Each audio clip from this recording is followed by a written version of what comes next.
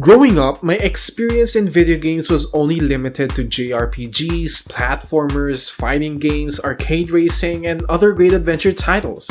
GTA, much like the Final Fantasy series at the time, was a franchise that I was unfamiliar with until the year of 2004.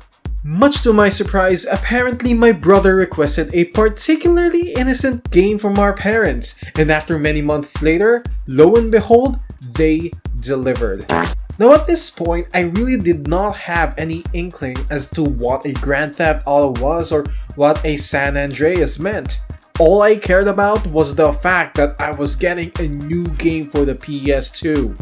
As a kid, getting new games was like talking to a girl in class. It's difficult and doesn't happen very often, but when it does, it's cause for celebration. So when we got the case for San Andreas, I immediately began to mentally salivate and just admire the gorgeous box art. Now, I'm pretty used to different kinds of box art as most of them have become generic over the years, but as an 8-year-old kid, this was like Picasso or like the ceiling in the Sistine Chapel. It was immaculate, a milestone in video game box art. And the images and description at the back of the case got me even more ecstatic to play the game. Bicycles, flamethrowers, and planes? This game's got everything! But nothing could have prepared me for what was stored inside the box. For those of you who don't know or may not remember, back in the good old days, it was a standard for any PS2 title to have an instruction manual inside. It showed system-related disclaimers on how you should handle the discs and your PS2 console, the general overview of what the game is going to contain, and the controls, among others. Rockstar thought different. Instead, they gave us a tourist brochure disguised as a freaking manual! Or maybe it was the other way around? Nah, it's definitely a tourist brochure. I mean, look at this! If I didn't know any better back then, I'd think this would be some tourist destination my family would whip up for our next vacation. I mean, Camel's Toe? Clucking Bell? Erotic Wedding Chapel? I've never seen so much effort and care from a video game company to whip out something like this back then. And what's more, not only was there a manual inside the box, but also a poster/map as well with icons of its numerous shops and points of interest throughout what appeared to be a mammoth of a game map. I didn't know if this was the standard of previous GTA games in the PS2 as well, but I honestly didn't care. I just had enough and thought to myself, hell yeah! Let's do this!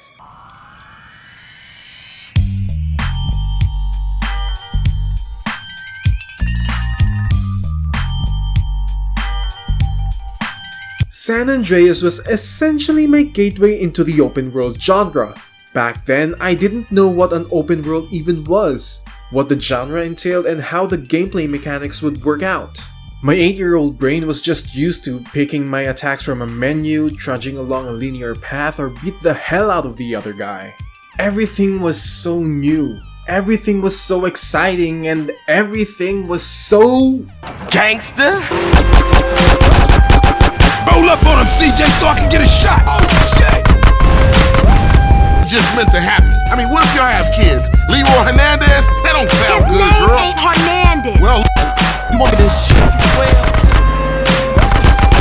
Yo, bitch, huh?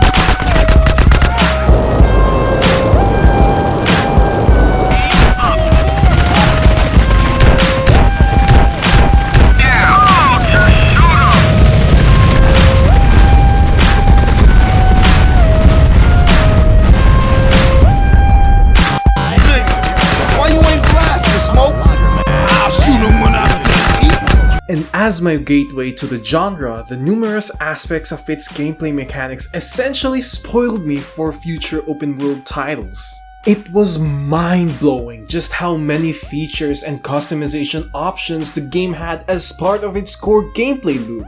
Every gameplay mechanic had a purpose. Every shop and point of interest made exploring all the more satisfying. Every aspect of this game was enjoyable.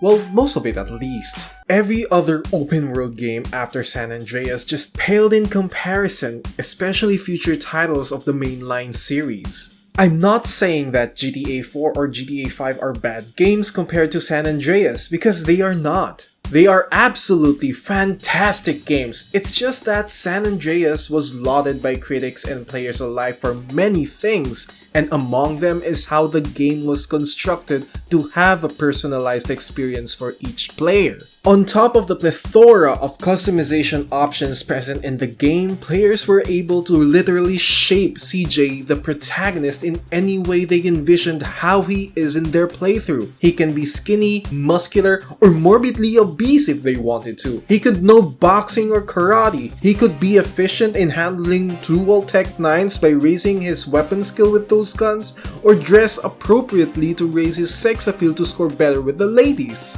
It was just insane. GTA 4 completely removes the RPG aspect of GTA San Andreas, which was a bit baffling to me. This is perhaps why for such a long time, despite being a great game on its own, I still held GTA 4 in a much lower regard than San Andreas. The only improvements I noticed in GTA 4 back then were its graphics and physics and nothing more. And when I finished the game, it felt like something was lacking in many respects. The customization options were also questionable as they became very stingy, but at least you got Roman to hang out with you, right? Cousin, I have not hung out with you in a long time. Let's go see a show. It's good idea, Ron. I come to collect you in next hour. Great, Nico. See you in a while. Nico, good to see you. Let's go.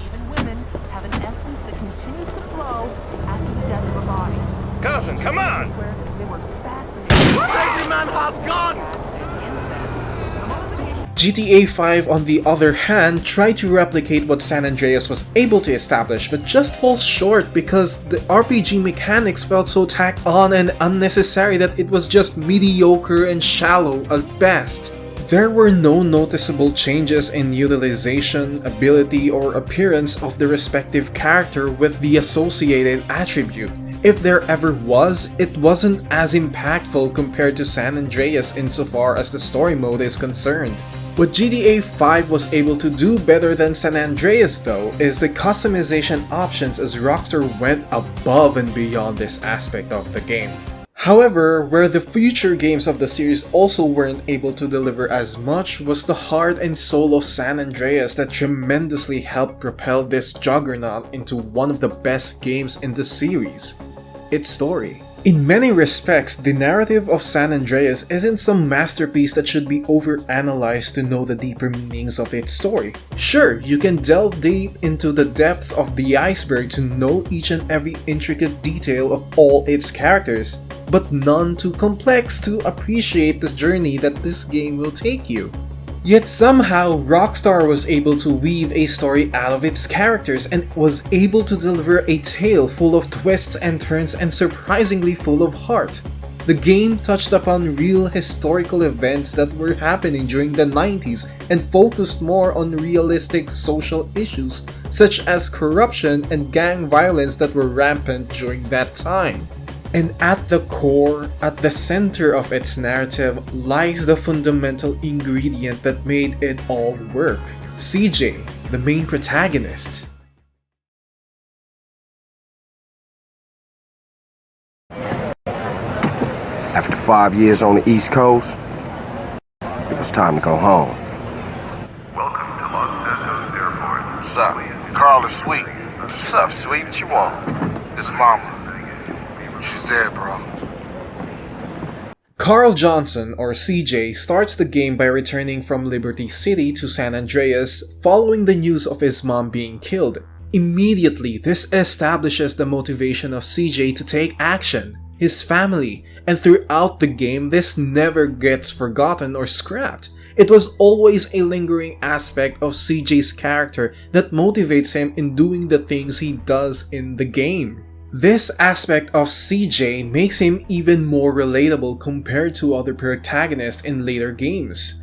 Nico's primary reason for going to Liberty City was to get revenge, while Franklin, Michael, and Trevor has their own motivations that doesn't really resonate as much, at least in my opinion. One has a midlife crisis, another is strolling along for the ride hoping to have a better life, while the other is just angry all the time. CJ's motivations, being his family, is a universal concept of which all of us could resonate to, in the extent that we would do anything for them, or at least for whom we consider as one. Early on in the game, it establishes the people who are closest to him and whom CJ has a familial bond with. Whether they are siblings, friends, or significant others of siblings, he views them in a familial regard and would absolutely do anything for them or to help them. And I loved how the game slowly built up the existing relationships with these characters to make its turnaround of events so impactful and heart-wrenching, as if you were the one who was directly affected. And holy shit, the voice acting is just phenomenal! They just provide an array of emotions that made each impactful performance all the more memorable. It added so many layers to each character that ultimately brought tons of humor as well as poignant moments throughout the game. Carl, what do you want? You gotta eat to keep your strength up, man.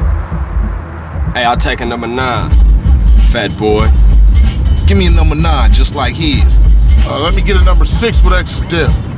I'll have 2 number 9s, a number 9 large, a number 6 with extra dip, a number 7, 2 number 45s, 1 with cheese, and a large soda.